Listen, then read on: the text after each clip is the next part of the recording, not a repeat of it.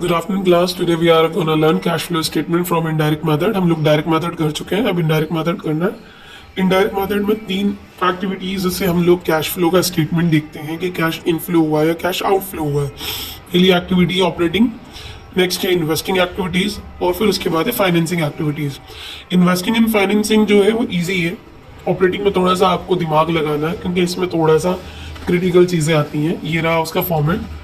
यहाँ लिखना आपको cash flow statement for the year ending, तो आप ऊपर इनडायरेक्ट मेथड लिख दें। ठीक, पर्टिकुलर अमाउंट एंड अमाउंट आपको ऐसा फॉर्मेट बनाना है। फिर सबसे पहले आपको ये क्वेश्चन के अंदर मेंशन होगा नेट प्रॉफिट बिफोर टैक्स।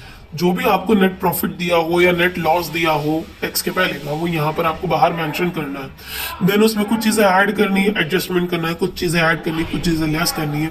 क्या ऐड करनी है आपको ऐड करना है non operating expenses and losses, जो भी आपके ऑपरेटिंग से रिलेटेड ना हो, बाहर की तरफ से, मतलब दूसरे आपके खर्चे और नुकसान जो है वो आपको ऐड करना है। चाहे तो non operating expenses and losses कह दें या चाहे तो non cash expenses and losses कह दें। तो फिर सबसे पहले इसमें डेप्रिसिएशन का अमाउंट यहाँ बाहर लिखेंगे। फॉरेन एक्सचेंज, उसका अमाउंट यहाँ, पूरा फॉर्मेट आपका जो है बुक में बना हुआ है। जस्ट समझने के लिए आपको ये समझना तो पड़ेगा क्योंकि हालांकि इतने बड़े बड़े लेंथी आपको क्वेश्चन देते नहीं है, but you have to understand कि फॉर्मेट में क्या क्या है। Interest paid on long term loans, जो भी लॉन्ग टर्म लोन्स थे उसमें इंटरेस्ट पेड हुआ गया है, ठीक है, आपने पे करा है उसको। Loss on sale of fixed assets को आपने बेचा तो उस पर आपको नुकसान हुआ। गुडविल रिटर्न ऑफ, गुडविल जो है उसकी वैल्यू कम हुई तो रिटर्न ऑफ कर दिया आपने। प्रिलिमिनरी एक्सपेंसेस जो है वो आपको 11th में ही मालूम पड़ गया होगा कि प्रिलिमिनरी एक्सपेंसेस क्या हो। अंडर राइटिंग कमीशन जो रहता है वो प्रिलिमिनरी एक्सपेंसेस है, और भी बहुत सारे हैं। इन सबको आपको ऐड करना। फिर यहाँ पर जो आपका नेट प्रॉफिट बिफोर टैक्स था उसमें इसे ऐड करके ये अमाउंट बाहर लिख देना। अब क्या इसमें से लेस करना है? अब इसमें से हमें लेस करना है non operating income and gains. ठीक है, अगर हम एक्सपेंसेस एंड लॉसेस को ऐड कर रहे हैं तो इनकम एंड गेन्स को हमें क्या करना है? लेस करना है। सबसे पहले इनकम फ्रॉम डिविडेंड, आपको डिविडेंड मिला है एक इनकम की तरह, वो यहाँ पर लिख देना अमाउंट ब्रैकेट में। इनकम फ्रॉम इंटरेस्ट, इंटरेस्ट जो है आपको, आपने किसी को लोन दिया हो वहां से आपको इंटरेस्ट मिला है तो वो यहाँ लिख देना। इनकम फ्रॉम रेंट, आपने कोई जमीन या कोई बिल्डिंग या कुछ गिरवी रेंट पे दे रखा है तो उससे रेंट मिला है आपको, तो यहाँ पर आपको अमाउंट लिख देना है। फिर जो फिक्स्ड एसेट्स के ऊपर आपको प्रॉफिट हो रहा है, फिक्स्ड एसेट्स के ऊपर आपको जो प्रॉफिट हो रहा है या गेन हो रहा है वो यहाँ पर आपको लिख देना है। इन सारी चीजों को प्लस करना है, हालांकि ये है माइनस की, बट इन सारी चीजों को प्लस करना है और यहाँ पर बाहर लिख देना माइनस में। Bracket means minus, you know very well. तो ये जो अमाउंट आया इसमें से आप ये माइनस कर देंगे तो यहाँ पर जो अमाउंट आएगा तो इसे आप लिखेंगे operating profit before change in working capital.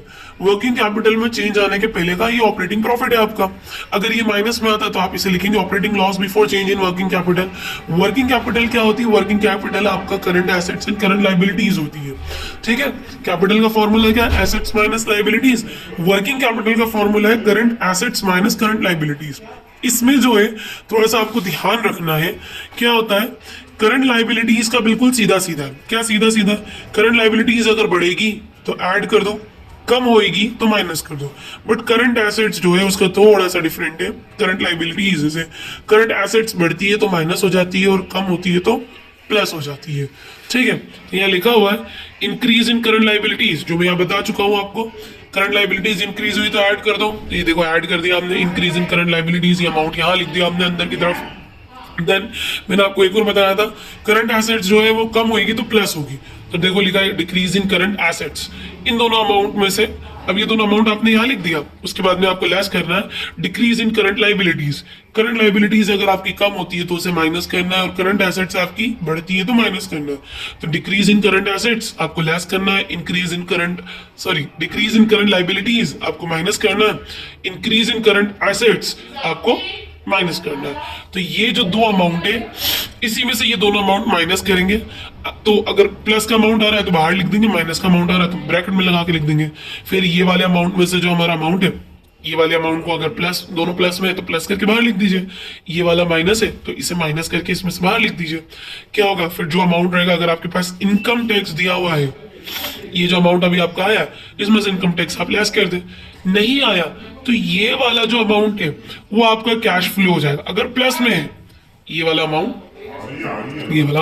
अगर आपका प्लस में तो कैश फ्लो हो जाएगा, और अगर माइनस में तो कैश यूज्ड हो जाएगा इन ऑपरेटिंग एक्टिविटीज। और अगर टैक्स दिया हुआ है तो इनकम टैक्स यहाँ से लेस करके कैश फ्लो और कैश यूज्ड जो भी रहेगा वो लिख दें आप। ये फॉर्मेट में आपको लास्ट में लगवा दूंगा।